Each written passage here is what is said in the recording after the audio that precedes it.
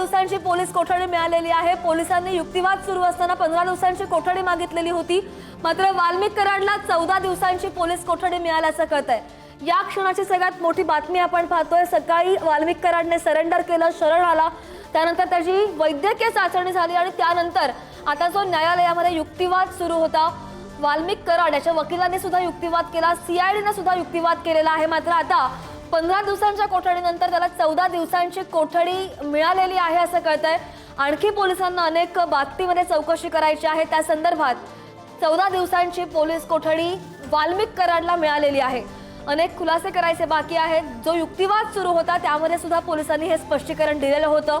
त्याच्यासोबत जे आरोपी अजूनही फरार आहेत त्यांचा अजूनही शोध सुरू आहे, त्यांचाही शोध घेण्यासाठी वाल्मिक कराडचा संदर्भ लागेल आणि त्याचसाठी वाल्मिक कराडची चौकशी करण्यासाठी 15 दिवसांची कोठडी द्या अशी मागण्यात आली होती। मात्र आत्ताची सगळ्यात मोठी अपडेट आणि अधिक जाणून घेण्यासाठी आपण जाऊयात, आमचे प्रतिनिधी सचिन जिरे आपल्यासोबत आहेत न्यायालयाच्या बाहेरून। सचिन, बऱ्याच वेळ ही चौकशी चालली, युक्तिवाद चालला, सुनावणी झाली आणि त्यानंतर 14 दिवसांची पोलीस कोठडी आता मिळालेली आहे असं कळतंय। आपण आताच पाहतोय की हा निर्णय झालेला आहे, त्या 14 दिवसात पोलीस कोठडी आणि आता न्यायालयातून बाहेर पडलेले आहे।